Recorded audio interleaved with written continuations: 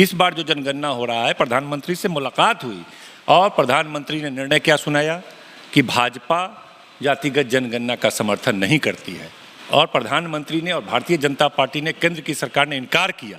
जब बाबा साहब भीमराव अंबेडकर ने आरक्षण दिया था तब भी जो भाजपा और आरएसएस उस जमाने में हुआ करती थी उनने विरोध किया था। जब मंडल कमीशन के तहत पिछड़े को बड़े पैमाने पर आरक्षण दिया गया, यही भाजपा और संघी के लोगों ने पूरे देश में बड़ा आंदोलन खड़ा किया। कई लोगों ने आंदोलन पूरे देश में आग लगाने की कोशिश की। तो सिर्फ भारतीय जनता पार्टी जो मनुवाद की विचारधारा पर है, जो कभी नहीं चाहती कि देश के दलित पर, वंचित पर, जो पिछड़े हैं, अति पिछड़े हैं, वैसे समाज को मुख्य धारा में आ सके, क्योंकि जिस वो मनुवाद की विचारधारा पर है उसमें हमेशा ओबीसी को शूद्र की श्रेणी में रखा गया है, जो उनकी वर्ण व्यवस्था है। दलितों को उन लोगों ने हमेशा अछूत की श्रेणी में रखा है और आज भी वो नहीं चाहते हैं कि इन श्रेणी को वाजिब हक मिले। लेकिन उनकी जो नीति है, जो पॉलिसी है, वो मनुवाद की है और उसके प्रशंसक रहे हैं। इनका बंच ऑफ थॉट जो आरएसएस की किताब है वो भी बताता है कि भाई ओबीसी दलित को मुख्य धारा में नहीं लाना है। आज तक कितने ओबीसी को सख्त संचालक बनाया गया, कितने दलित को आरएसएस का प्रमुख बनाया गया, कितने आदिवासी को बनाया गया, कितने महिला को बनाया तो है कि आप लोग तुष्टिकरण करना चाहते हैं, जाति को आपस में लड़ाना चाहते हैं। गिरिराज सिंह का आज बयान आया है कि एक मंदिर टूट रहा है अशोक राजपथ पटना में मेट्रो के कार्य के दौरान, तो उनका कहना है कि अगर मुसलमान पाकिस्तान चले गए होते तो ये नहीं टूटता। पाकिस्तान आप लोग मुसलमानों को खुश करने के लिए कर रहे हैं। दूसरी तरफ जो हिंदू एकजुट है उनको तोड़ करके अलग करना चाहते हैं। ये तो आरोप लग रहा है। जिस बीजेपी पर आरोप लगा रहे हैं कि अति पिछड़ा का विरोधी है, SC ST का विरोधी है, उसका दावा है कि हमने ओबीसी प्रधानमंत्री दिया, बिहार में ओबीसी प्रदेश अध्यक्ष दिया और आज़ादी के बाद बाबा साहब के बाद कोई पहली बार दलित समाज का आदमी कानून मंत्री बना है। तो बीजेपी का तो दावा है, राष्ट्रपति तक उसने बनाया है। तो बिहार में जातिगत गणना की दूसरी फेज होते होते रह गई। सरकार दूसरी फेज की शुरुआत कर दी थी, लगभग कई जगहों पे गिनती हो चुकी थी, लेकिन उससे पहले कुछ लोग हाईकोर्ट चले गए, PIL दायर किया और PIL के बाद से रोक लग गई। उसके बाद सरकार सुप्रीम कोर्ट पहुंची। सुप्रीम कोर्ट ने झटका दे दिया सर आप लोगों को कि आप लोग जाइए और हाईकोर्ट में ही सुनवाई होगी। हमारे साथ इस पर बात करने के लिए अख्तुल इस्लाम शाहीन जी हैं, विधायक है राजद से। सरकार ने बोला, कोर्ट ने बोल दिया कि आप हाईकोर्ट में ही जाइए, सुप्रीम कोर्ट में सुनवाई नहीं होगी। हाँ, मतलब कि पहले हाई कोर्ट में सुनवाई हो जाए, क्या निर्णय देती है हाई कोर्ट, उसके बाद वो सुनवाई करने की बात। कि अभी हाई कोर्ट में विचाराधीन है मामला, अभी कोई क्लियर आदेश पारित नहीं हुआ है हाई कोर्ट से। इसीलिए सुप्रीम कोर्ट ने कहा कि पहले हाई कोर्ट क्या कहता है उसके बाद वो सुनवाई करेगा।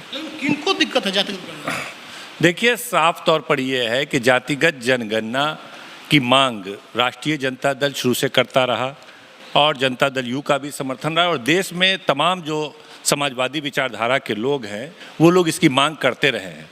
और सिर्फ भारतीय जनता पार्टी जो मनुवाद की विचारधारा पर है, जो कभी नहीं चाहती कि देश के दलित पर, वंचित पर, जो पिछड़े हैं, अति पिछड़े हैं, वैसे समाज को मुख्य धारा में आ सके, क्योंकि जिस वो मनुवाद की विचारधारा पर है उसमें हमेशा ओबीसी को शूद्र की श्रेणी में रखा गया है, जो उनकी वर्ण व्यवस्था है। दलितों को उन लोगों ने हमेशा अछूत की श्रेणी में रखा है और आज भी वो नहीं चाहते हैं कि इन श्रेणी को वाजिब हक मिले। जब बाबा साहब भीमराव अंबेडकर ने आरक्षण दिया था तब भी जो भाजपा और आरएसएस उस जमाने में हुआ करती थी उनने विरोध किया था।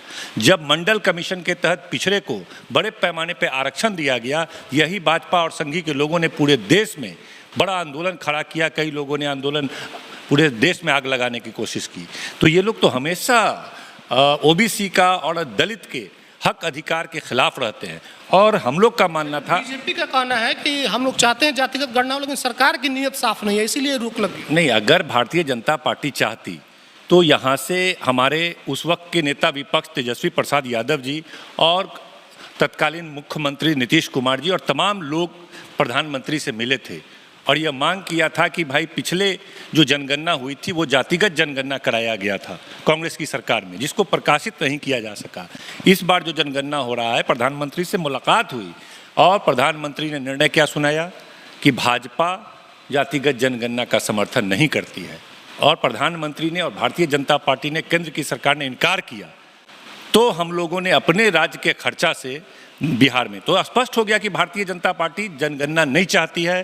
प्रधानमंत्री जी ने इनकार कर दिया, केंद्र की सरकार ने इनकार कर दिया। तो आज कौन लोग हैं जो न्यायालय जा रहे हैं? स्पष्ट है। जो भारतीय जनता पार्टी के मानसिकता के लोग हैं वही लोग न्यायालय गए, वही मानसिकता के वकील वहाँ पर बहस कर रहे थे। तो ये स्थिति है। हम लोग जानना ये चाहते हैं कि आखिर इतने आज़ादी के 70-75 साल के बाद भी फुटपाथ पर कौन लोग सोते हैं, भीख कौन लोग मांगते हैं, कौन लोग झुग्गी झोपड़ियों में रहते हैं, आखिर उनका विकास क्यों नहीं हो पा रहा है। जब एक बड़ी आबादी का देश में विकास नहीं होगा तो देश का विकास की कल्पना नहीं की जा सकती है। इसीलिए यह जातिगत आधारित जनगणना हो, पता चले दलितों का 70 साल में आज़ादी के बाद क्या हालत है, उनकी आर्थिक स्थिति क्या है, वो झुग्गी झुपड़ी में कितने लोग रहते हैं, अति पिछड़ों का क्या हालत है, तमाम देश के तमाम तबके का। बीजेपी तभी तो उसके लिए हम प्लान बना सकेंगे, तभी तो उसके डेवलपमेंट के लिए स्कीम चला सकेंगे, उसके लिए पॉलिसी बना सकेंगे, उनका विकास कर सकेंगे। जब आधी आबादी या उससे बड़ी आबादी का विकास हम नहीं कर पाएंगे तो देश का विकास कैसे होगा। आप जिस बीजेपी पर आरोप लगा रहे हैं कि अति पिछड़ा का विरोधी है, SC/ST का विरोधी है, उसका दावा है कि हमने OBC प्रधानमंत्री दिया, बिहार में OBC प्रदेश अध्यक्ष दिया, और आज़ादी के बाद बाबा साहब के बाद कोई पहली बार दलित समाज का आदमी कानून मंत्री बना है। तो बीजेपी का तो दावा है, राष्ट्रपति तक उसने बनाया है। तो आखिर आप समझिए ना, इस देश में सबसे बड़ा कोई काम OBC के लिए हुआ तो OBC को मिलने वाला आरक्षण जो आपको 90 के दशक में मिला, तो उसका विरोध भाजपा ने क्यों किया। पूरे देश में जो इतना आंदोलन चला उसके पीछे कौन था। कई लोगों ने उसमें अपने आप को आहुति दे दी। क्यों, कौन लोग थे जो OBC को आरक्षण का इतना विरोध कर रहे थे। यही भाजपा के लोग थे ना, जो मंडल के खिलाफ में कमंडल लेके निकले और पूरे देश में जो आडवाणी जी घूमे, किसका विरोध कर रहे थे वो, यही OBC आरक्षण का। और ये प्रधानमंत्री जी कब के OBC हो गए, वो जो प्रधानमंत्री जिस जाति के आते हैं कि हम तेली समाज के हैं, OBC के बेटे, वो पूरे देश में सामान्य कैटेगरी में आते थे। अपने राज्य में उन्होंने उसको OBC का अपने मुख्यमंत्री रहते OBC का दर्जा दे दिया। तो ये स्थिति है, और वो लोग ठगने के लिए अपना कुछ नेताओं को आगे करने का काम करते हैं, लेकिन उनकी जो नीति है, जो पॉलिसी है, वो मनुवाद की है और उसके प्रशंसक रहे हैं। इनका बंच ऑफ थॉट जो RSS की किताब है वो भी बताता है कि भाई OBC दलित को मुख्य धारा में नहीं लाना है। आज तक कितने OBC को सख्त संचालक बनाया गया, कितने दलित को RSS का प्रमुख बनाया गया, कितने आदिवासी को बनाया गया, कितने महिला को बनाया गया।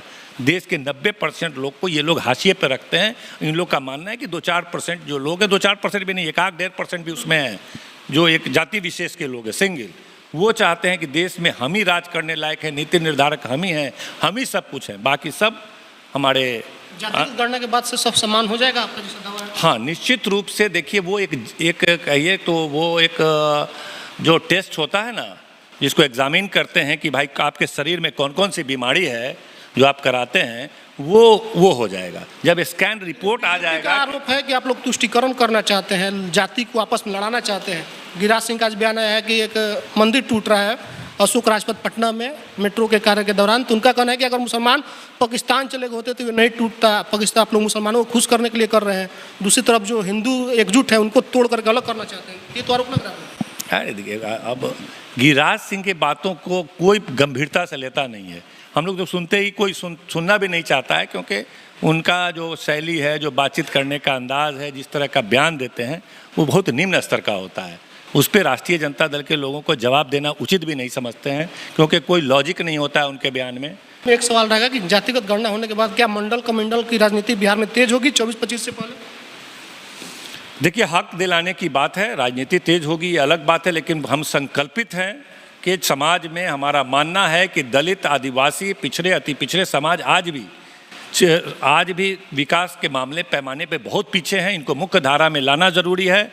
इसीलिए जातिगत जनगणना हो, बजट का प्रोविज़न हो, और जितना भी देश में संपत्ति है, देश में संसाधन है, देश का बजट है, उसका बड़ा हिस्सा एक बड़ी आबादी को मिलना चाहिए। और देश के संसाधन पे गरीब गुरबा का पहला हक बनता है, जो 70 साल से वंचित हैं, और हम उसको करके दिखाएंगे। बिहार इसका प्रारंभ करेगा और पूरे देश में जनगणना कराएंगे। 24 में हमारी सरकार बनेगी, हमें पूरा विश्वास है। अब पूरे देश में जनगणना होगी और देश का दलित, आदिवासी, OBC मुख्य धारा में आएगा। जो काम 70 साल में नहीं हुआ है, आने वाले 5 सालों में होगा।